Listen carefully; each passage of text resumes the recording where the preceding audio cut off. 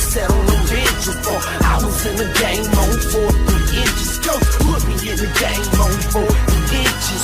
Put me in the game on 4 inches. Coach put me in the game on 4 inches. And I'ma lead them boys. Welcome back, sports fans. I'm Bill Carwell, and this is the 4th Inning Sports Broadcast Show. I'm Bill Carwell. This is Nick Carwell, and welcome our special guest, Khari Mincey, to the show. Once again, we're going to go back over last week's big games and scores in the top 25, and we're going to look into this week's big-time matchups. Starting at the top with number 1, Alabama. They rolled over Arkansas, 65-31. Anything you want to say about that one? It's a lot of points to give up to an Arkansas team that's struggling to score points. I'm not saying this should be concerned. I'm just saying it's something you should watch. Khari, what do you think on that? I think Tagovailoa is playing great. I think he need to keep what he's doing. But they ain't playing nobody yet. I'm waiting on them to play somebody before I can really give him the nod.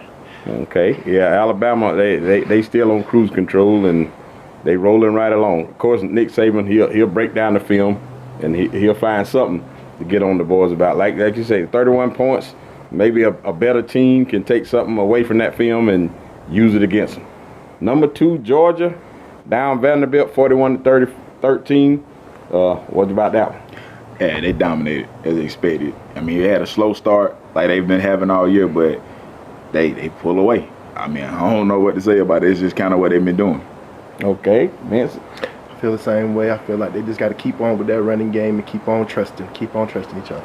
Yeah, Vanderbilt, they put up a little fight. Of course, they're an SEC team, but the dogs roll between the hedges.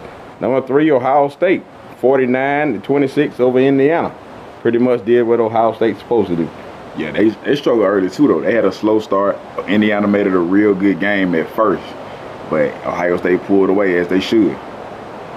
I feel the same way. I like Dwayne Haskins. I feel like he really has a chance to really do something. I really feel like he's a dark horse for the Heisman. Yeah, he probably is right now one of the front runners. But as you say, Ohio State rolling over them. Nothing to see here. Keep moving. Right. Clemson, 63-3, crushed Wake Forest. Nothing to talk about. Nothing to talk about at all. No to speak on. Oh, here's a shocker. Or maybe not such a shocker. LSU lost to number 22 Florida in the Swamp. I would definitely say that was a shocker for me personally, because Florida's offense hasn't shown any life, and LSU's defense has been great all year. And LSU defense still played pretty well. But if they cannot score points, it's going to be hard for them to win the games, especially with the schedule they have coming up.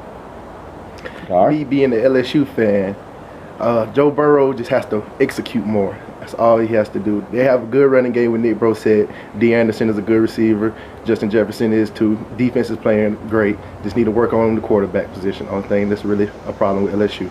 Yeah, I really watched that game, and it was pretty much what I thought it could be. LSU and Florida, old-fashioned SEC, tough defensive struggle, came down to which team made turnovers in the fourth quarter, and that's usually how these games go. Notre Dame beat Virginia Tech 45-23. I'm not surprised that Notre Dame won. I'm surprised at the points that they were able to put up on the Virginia Tech team in Blacksburg. That's surprising. Maybe Virginia Tech isn't as good as I thought.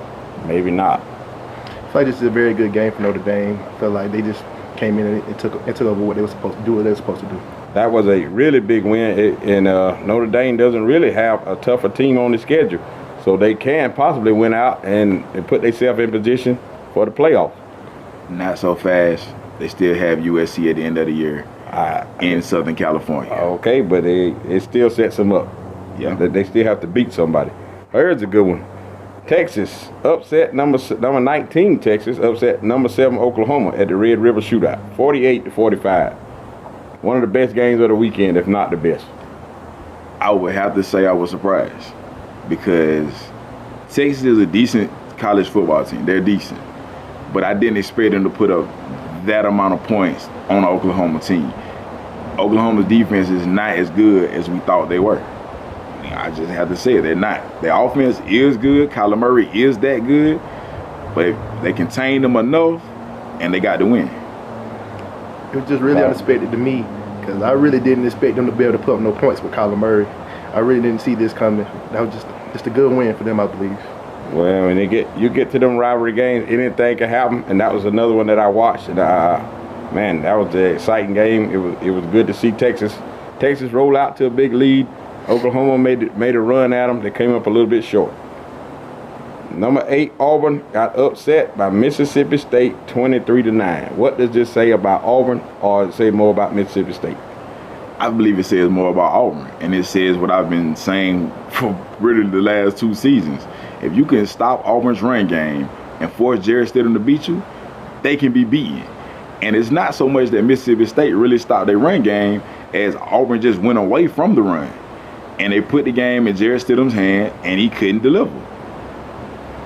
I really feel like it was just a bad game for Auburn. I feel like they can bounce back. I think they really can do something this year, but it's going to take some good quarterback play from Jarrett Stidham.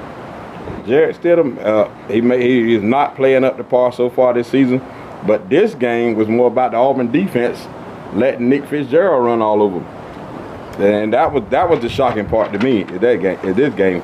And we'll just see as Auburn bounces back. They still have some big games left on the schedule.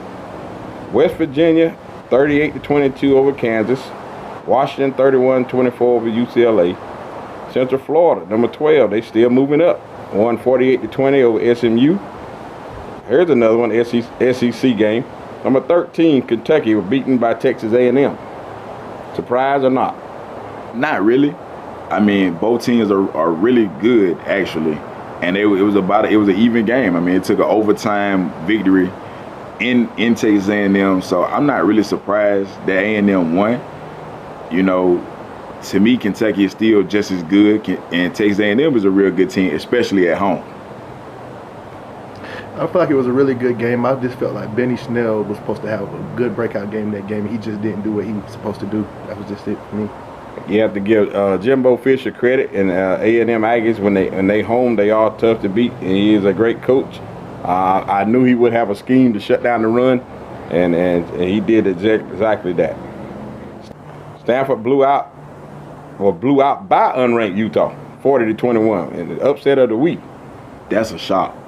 Now that was a shock. I expected Stanford to be much better, but without Bryce Love, Stanford doesn't have much. I agree with Nick wholeheartedly. And what does this say about the Pac-12 when Stanford getting beat by Utah? I mean, it could say one or two things. It could say that either Stanford wasn't as good as we thought, or that the Pac-12 is more competitive than most people thought. I feel like it's still too early to tell one way or another with the Pac-12, and we'll see how it plays out over the next 2 or 3 weeks with more conference games being played. Yeah, the conference will shake out in the end. Number 15, Michigan, 42-21 over Maryland, which sets up a big showdown this week. Michigan just handled their business. They did what they were supposed to do. Your take on it? Just good coaching from Jim Harbaugh. Yeah, Maryland, that's a disappointing for Maryland, I think. Number 16, Wisconsin, 41-24 over Nebraska. Nebraska is really struggling right now.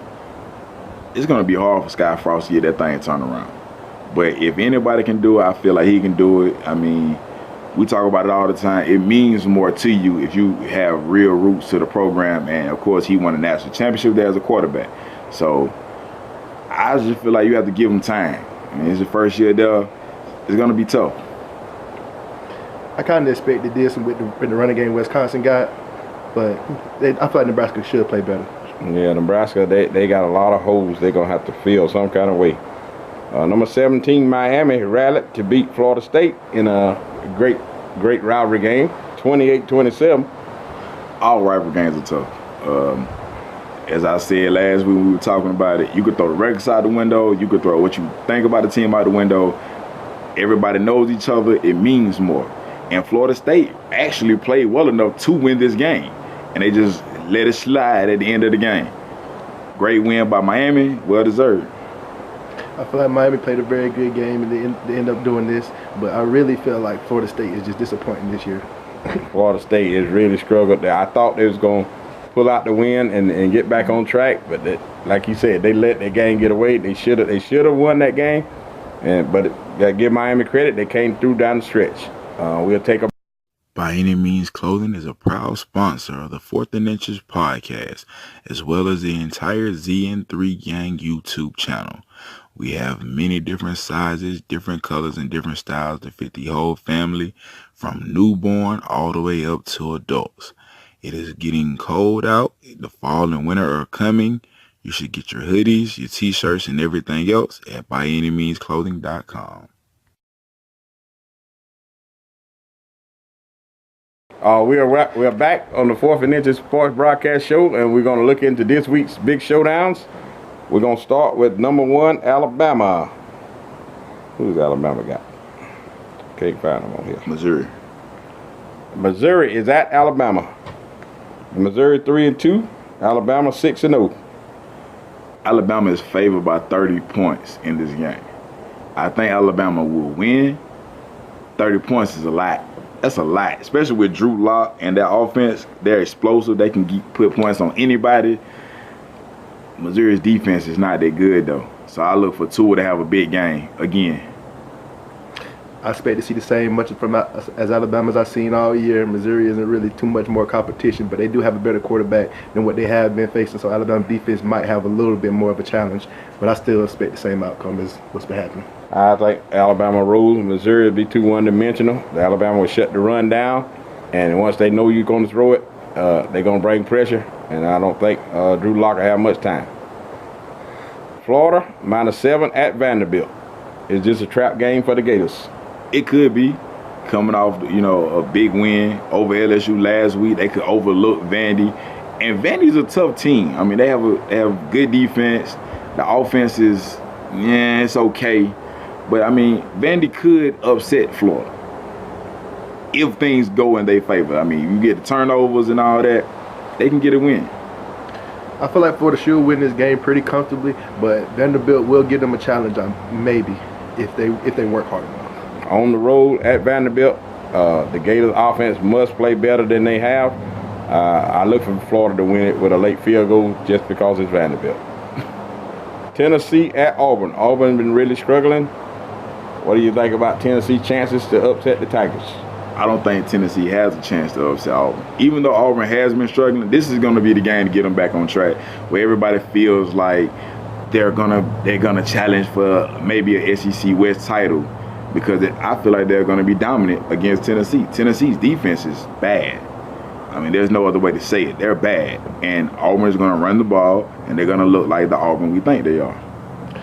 I don't think Tennessee's a very good team, so I don't think Auburn's don't even really need anything. They just need to play how they've been playing in the wins that they have got, and they should be able to win this no problem. Yeah, Jeremy Pruitt in his first year, the Tennessee's really struggling, trying to buy into his philosophy, so Auburn will roll at home. Pittsburgh at Notre Dame. I think Notre Dame handles this one easily. Not going to be much to talk about. Agree with Nick. Okay, I agree with that. We all agree on that one. Number 7, Washington at Oregon. 5-1, Washington Huskies at the Oregon Ducks. Big showdown in the Pac-12. So this game is intriguing because I know Washington is favored, and they should be, but I'm taking Oregon as my upset pick for this week because Oregon has the formula to upset any good defense for the most part, and that's a mobile quarterback. When things break down, Justin Hubert, I believe his name is, he can make plays, and he's not a small guy. He's like Cam Newton size almost, and the guy can really play. So I'm going to take Oregon in the upset at home over Washington. I think Brown is going to compete with Hubert. So I think that this is going to be a really good game, but I really think Washington's going to come out probably by just a touchdown, maybe a field goal. I haven't really looked into this one, but I will stay up and watch it because it's one of those late games. You have to stay up extra late to see the end of it, and I really want to see how these two teams shake it out. Baylor 4-2 at Texas. Texas coming off the big win over Oklahoma. This is another one of those games, like we were talking about with Florida, that could be a possible trap game, but I don't think it will be. I think Tom Herman finally has Texas rolling in the right direction. I think they'll just continue to roll on over Baylor. I don't think Baylor has enough to do what they do against Texas. I think Texas will win this pretty easily. Yeah, Texas at home, and they playing, like you said, they believing. They roll over Baylor.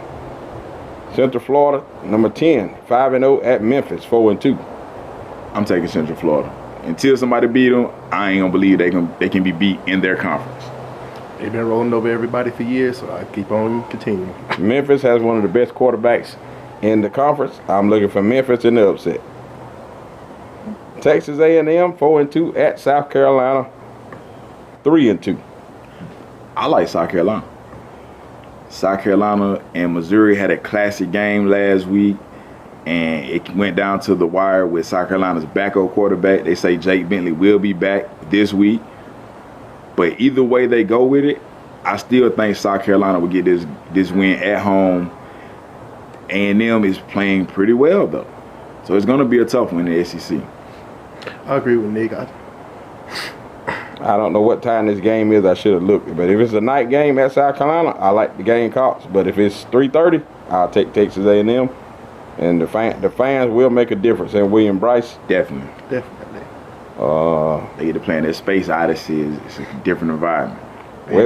Number 6, West Virginia at Iowa State. Okay, so here's another one that's intriguing because Iowa State just came off a big upset win against Oklahoma State last week. So could they be too high emotionally to get back up this week? Never know. But I look for it to be a close game. I look for it to be a shootout. But I'll take Will Greer to edge it in the end of the game. This is actually what I take in my upset. I really feel like Will Greer is going to take some challenges, and Iowa State is known for knocking off some top teams. So that's why I really am kind of leaning towards them in this. Okay, I like Will Greer. He's one of my Heisman favorites, and I think they pull it off still. I'm not convinced with West Virginia's defense, but I like Will Greer to pull it out. Number 16, Miami at Virginia. Coming off the big win over Florida State, I think Miami will ride that momentum into this week and continue to win and roll over Virginia. Miami been playing good other than the game against LSU, so I feel like the same way. Miami at Virginia, be careful. Mark Richt's team has a history of winning a big one, losing one you're not supposed to. Got to be careful there. I still like Miami to pull it out. Wisconsin, number 15, 4-1 at Michigan. Big showdown in the Big Ten. Michigan's defense is really good. And if they can stop the run, you can beat Wisconsin because I don't believe Wisconsin can beat anybody passing the ball. So I have to take Michigan. I take Michigan too because I feel like Wisconsin just has an incompetent quarterback. If they can get the running game going, they might can make this happen though. I think it's a pretty even game, but by being in the big house, and this pretty much an elimination game, I think. It is. The loser of this game is pretty much out of the conference race. I take Michigan at home in a close game. And now, they would say the best for last. Number 2, Georgia at number 13, LSU. What I would call the game of the week. 6-0 Georgia at 5-1 LSU. So in Death Valley. So let's all be honest here. This is going to be one of those old-fashioned SEC games where both defenses should play well, and it's going to come down to who can run the ball and keep the other team's offense on the sideline. And Georgia is going to be able to run the ball on LSU, and there's nothing LSU is going to be able to do about it. All right, the big LSU fan? I feel like LSU has a chance in this game. What they have to do is stop the run. And force the air attack to win. Because if they let the run happen, they're gonna get run on all day. And they have a great passing defense. So I feel like if we can get them to throw it through the air, we can shut things down. Greedy Williams has been playing real good this year. So I really like our chances in this game. But we're gonna need some big quarterback play from Joe Burrow. Joe Burrow is gonna have to show up, and we're gonna have to need Nick Brossette to kind of turn it up a little bit himself too. But I feel like the boys can take it home by just a field goal. Yeah, this is going to be old-fashioned SEC war. It's going to come down to the defenses and which quarterback can make the biggest plays to keep the chains moving, I think. Third down is going to be key. Which team can get off the field on third down, force a lot of punts, and wear the other defense down. Georgia at LSU, man, I suckered this game a long time. When I first seen the schedule, this is going to be a good one. LSU, Joe Burrow has thrown for 12,015 yards, 6 touchdown passes. On the other side, Jake Fromm, has threw for 1,200 yards with 12 touchdown passes. Nick Brissett, like you said, he's averaging 5 yards a carry. Elijah Holyfield leads the Dogs with 7 yards a carry. And Swift behind him averaging 5 yards a carry. I would have to go with Georgia in a close one with Rodrigo Blankenship kicking a field goal to beat LSU in Death Valley. I don't think it's gonna come down to a field goal. Go Dogs. I don't think it's gonna come down to a field goal. Go X Tigers. I feel like it will. Anything else y'all like to add? I like LSU, LSU, Georgia. I like to add the fact that Florida ran for 220 plus yards against LSU last week. So what do you think Georgia's going to do with the stable of backs they have, with the offensive line that's averaging 320? That's what my comment about stopping the run is going to come in. Well, you can believe Coach. Stop the run, we can be all right. Coach O has seen that too, and seen that stat, and he's been working on that all week. It on the upset. I like Coach O, no doubt. I like the LSU program, but not when they're going against the Dogs. I respect them. They got to go down. But they got to get this mud hole this week. It's much understood. Much understood. I feel the same way. They have some good gumbo, by the way, down there. All right, we'll see you next week.